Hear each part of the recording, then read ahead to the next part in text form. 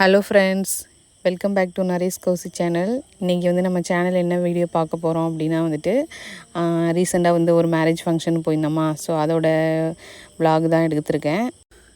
Marriage வந்துட்டு நம்ம ஊர்லேருந்து பக்கத்தில் புதுக்கோட்டையில் தானா. ஸோ அதனால் வந்துட்டு ஊர்லேருந்து வந்துட்டு 2 நாள் முன்னாடியே எல்லாருமே நாங்கள் கிளம்பி வந்துட்டோம். நரேஷ் மட்டும் வந்துட்டு மேரேஜுக்கு அன்றைக்கி காலையில் தான் வந்தாங்க. ஸோ வேலைக்கு லீவ் கிடைக்கலன்னு சொல்லிட்டு.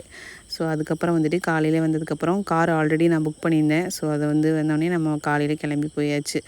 கிளம்பவே இல்லை. பட் இது கெட்டு வீடியோலாம் போடலான்னு பார்த்தேன். பட் எதுவுமே என்னால் போட முடில.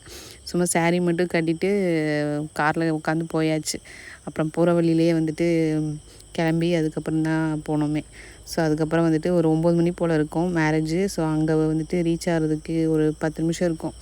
அதுக்கு மேரேஜுக்கு ஒரு 10 நிமிஷம் முன்னாடி தான் ரீச் ஆனோம். அது கரெக்ட் டைமுக்கு போயிட்டோம்.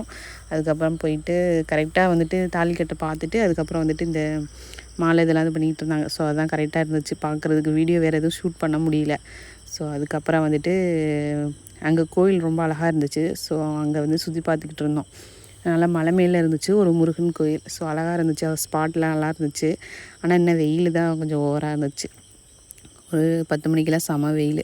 அதுக்கப்புறம் வந்துட்டு அங்கே கொஞ்சம் ஃபோட்டோஸ்லாம் எடுத்தோம். ஸோ ஃபோட்டோஸ்லாம் எடுத்துகிட்டு அதுக்கப்புறம் கிளம்பியாச்சு. அப்புறம் வந்துட்டு அங்கேருந்து 10 நிமிஷம் தான் வந்துட்டு மண்டபமா. ஸோ எல்லாமே பக்கத்தில் இருந்தனால எந்த பிரச்சனையும் இல்லை. நம்மளுக்கு அலைய வேண்டிய அவசியம் இல்லை.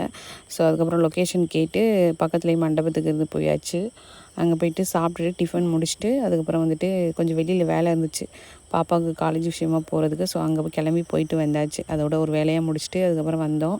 கரெக்டாக மதியானத்துக்கு வந்துட்டு அங்கே மதியானத்தில் தான் வந்துட்டு விருந்து வச்சாங்க. ஸோ வந்துட்டு மதியானம் விருந்துக்கு அங்கே போயாச்சு. காலையில் போகும்போது சுத்தமாக க்ரௌடே இல்லை மண்டபத்தில். மதியானம் செம க்ரௌடு வந்துடுச்சு. சரி ஓகேன்னு சொல்லிட்டு மதியானம் ஒரு 1:00 அங்கே மண்டபம் மறுபடியும் வந்துட்டு அதுக்கப்புறம் சாப்பிட்டோம். அப்புறம் நரேஷ் எல்லாம் அவங்க லேட் ஆகிடுச்சு சாப்பிட்றதுக்கு. ஸோ அதுக்கப்புறம் அவங்கள வெயிட் பண்ணி அவங்க சாப்பிட வச்சுட்டு அதுக்கப்புறம் கிளம்பி வீட்டுக்கு வந்தாச்சு. வர வழியிலே வந்துட்டு ஒரு அங்கங்கே நிப்பாட்டி கொஞ்சம் நிப்பாட்டி கொஞ்சம் ரெஸ்ட் எடுத்தே வந்தோம்.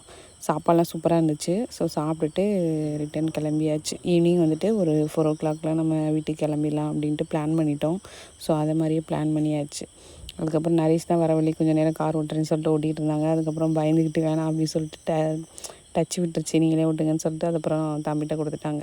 ஸோ தம்பி தான் ட்ரை பண்ணிட்டு வந்தான். ஸோ நெக்ஸ்ட் வீடியோவில் பார்க்கலாம். பாய்.